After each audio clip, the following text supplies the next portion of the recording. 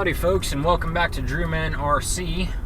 Today I'll be talking a little bit about what it's like to drive a C6 Corvette as your daily driver.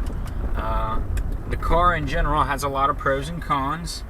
The pros list: it's a fun car to drive, it's kind of snappy, it's a good looking vehicle, you gotta have fun. The cons: not super great gas mileage on a day-to-day commute. I think I get about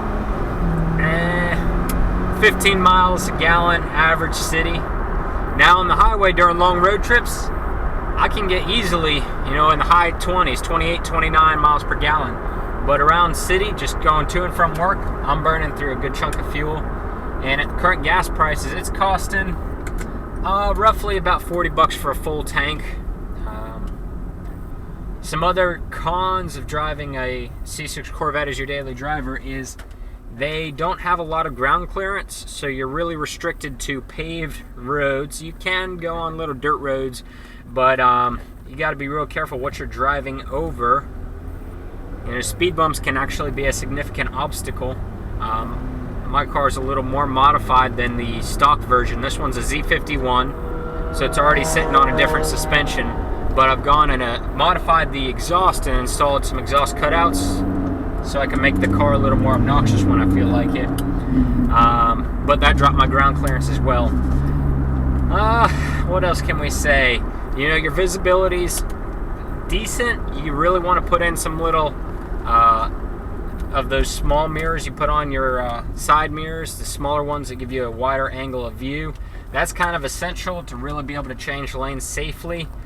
You've got a tiny little back windshield, when you're looking into the rear view mirror, so you only get to see so much as far as field of view is concerned.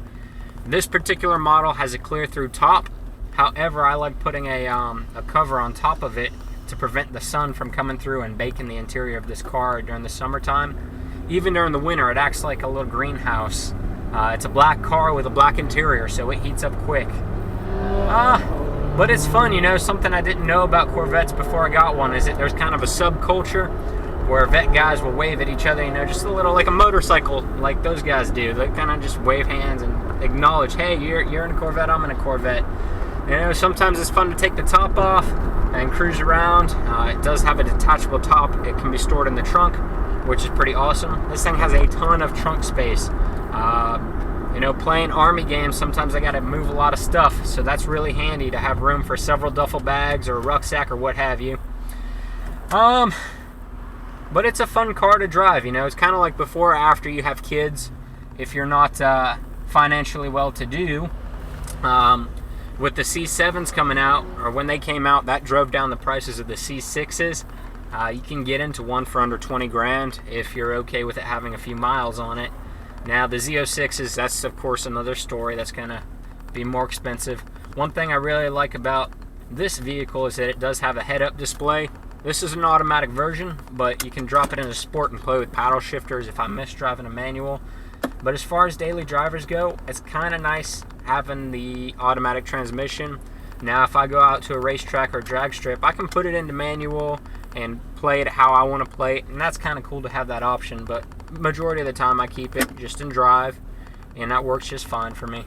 The C6 Corvettes weren't really high quality interiors, and this being a 10-year-old car, certain things start to fail. I've had to replace both of the vanity mirrors because the cover on them snapped off, because it's just on there by a tiny little cheap plastic hinge that can just dies with age.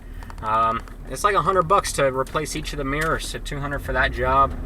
Little things, these buttons, they get wore out. The door handle buttons get wore out. It's got an electric buttons for opening the doors. It does have a manual option if the power gets cut out.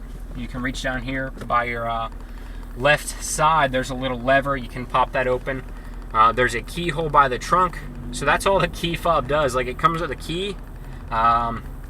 You can open up the car via the trunk, and there's a cable back there that you pull that will open the front door in the event that your key fob battery is dying. But if the key fob battery is dead, you can't start the car. There's not a key slot to turn. It's just a push to start. And those key fob batteries don't seem to last very long. That's something that's kind of frustrating. So you got to keep an eye on that. Having a spare somewhere is pretty good, but you don't want to store the spare in the car, because then all it takes somebody to do is walk up to it and pop the doors open, and the car will start if there's a spare in the car. So that's something to bear in mind. All things considered, would I do it again? Yeah, I'd probably do it again. And I plan on keeping this car in my family for as long as I can. Not having any kids, I don't have to make room for any youngins. So we'll see how the passage of time changes things. But all in all, if you got the monies to put into one of these, if you're going to get a bank loan and you can put out a few $100 a month for the payment, it's not too bad. Insurance isn't too bad if you're not an 18-year-old kid. If you got a few years of clean driving history, the insurance isn't too terrible. It's doable. It's doable. But if you have any questions, comments, or concerns, feel free to post them below. If you enjoyed the video or would like to see similar content like this, let me know. Feel free to subscribe to the channel, and thanks for watching. That's all for now. Have a good one.